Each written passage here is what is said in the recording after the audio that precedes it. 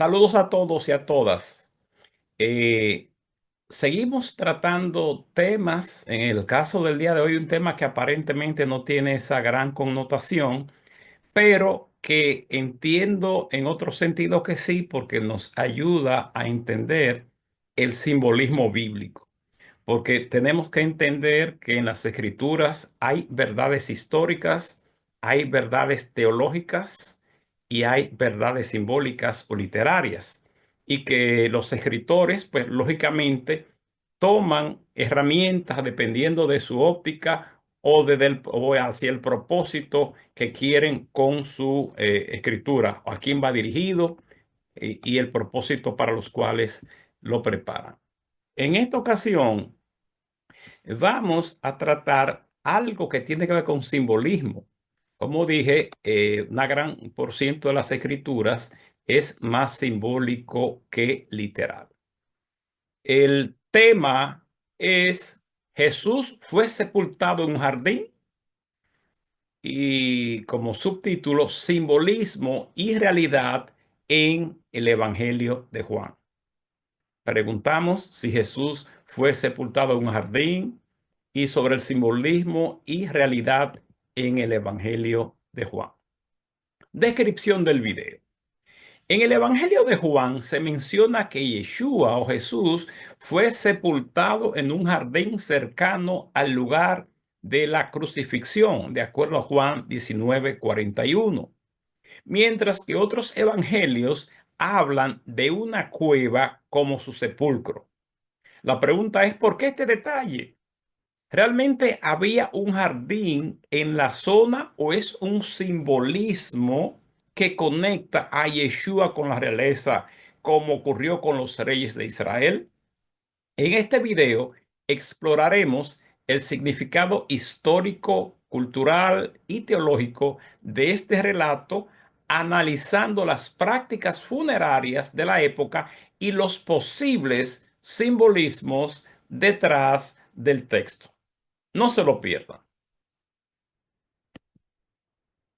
En el texto bíblico de Juan 19:41, uno dice: en el lugar donde había sido crucificado había un huerto, y en el huerto un sepulcro nuevo. Y sigue el detalle, el relato de explicando sobre este jardín o este huerto, donde dice el Evangelio de Juan, capítulo 19, versículo 41, que fue enterrado Jesús.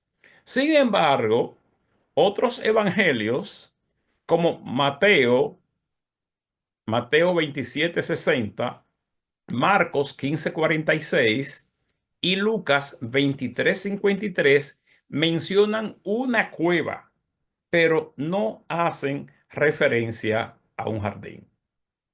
Contexto histórico y cultural. Uno, los jardines en las prácticas funerarias judías.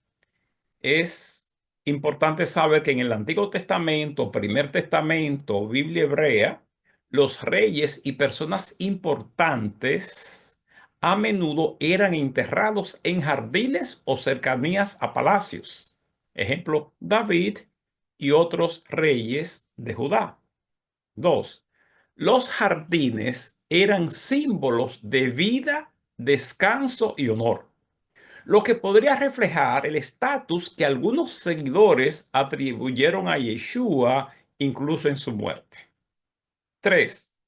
En la época de Jesús, los sepulcros tallados en roca eran típicos para familias adineradas y a menudo incluían jardines cerca para ceremonias funerarias. Simbolismo del jardín en Juan. 1. Conexión con el Génesis. Juan a menudo conecta a Jesús con narrativas del Génesis. El relato de la resurrección en un jardín recuerda el jardín del Edén, sugiriendo que Jesús trae una nueva creación. 2. Jesús como rey. La mención de un jardín puede simbolizar su dignidad real, reflejando las costumbres funerarias de reyes y nobles. 3. Un lugar cercano y propio. El Evangelio también resalta que era un sepulcro nuevo, subrayando la pureza y exclusividad del lugar para Yeshua, armonizándolo con otros evangelios. Uno, no hay contradicción entre un jardín y una cueva, ya que el sepulcro tallado era roca, bien pudo estar ubicado dentro de un área de jardín. Eso es posible. No podemos decir que no. Ahora, dos, la elección del Evangelio de Juan de resaltar el jardín podría tener un propósito teológico más que histórico. Es una verdad que entendemos más teológica que histórica. Es algo que Juan quiere resaltar, un valor teológico, y no le importa mucho lo histórico en este caso. Implicaciones históricas y literarias. Uno, la narrativa refuerza a Yeshua como el nuevo Adán, quien trae redención y vida eterna, en contraste con el pecado que comenzó en un jardín. Dos, también simboliza la realeza de Jesús, incluso en su muerte, desatando la veneración que sus seguidores tenían por él. En conclusión, el detalle del jardín no es necesariamente una contradicción, sino una manera de subrayar el mensaje teológico del Evangelio de Juan. Este relato invita a los lectores a ver la muerte de Yeshua no como un fin, sino como el inicio de una nueva creación y esperanza. Este tópico, si ustedes leen detenidamente, se van a dar cuenta, reitero, que Juan habla de un jardín, mientras que los otros tres evangelistas, los evangelios sinópticos, hablan de una cueva. Tres hablan de una cueva y uno de un jardín. Ahora, ustedes ya han visto por qué Juan habla de un jardín, tratando de enlazar la conexión de Yeshua con los tópicos que hemos mencionado hace un rato. Así es que muchas veces decimos, bueno, eso no es una verdad histórica. Bueno, es una posibilidad, pero como hemos dicho siempre, en las escrituras, en la Biblia, más del 50% no es literal, no es histórico, sino que está lleno de simbolismos, de constructos teológicos que hacen quien escribió cada libro.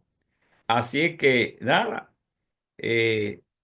Sea un jardín, sea una cueva, sea donde quiera que lo hayan enterrado, nosotros entendemos, creemos en no necesariamente dónde lo enterraron, sino el hecho del gran maestro que vino aquí a la tierra, y nosotros debemos ser sus imitadores del amor, de la paz, de la bondad, de la solidaridad, que pensar en él cada vez que alguien tiene hambre, pensando en el hambriento, en el desnudo, o en el huérfano, en la viuda, que nosotros en esos momentos tomemos el lugar que tomaría Yeshua o que tomó Jesús en situaciones como estas.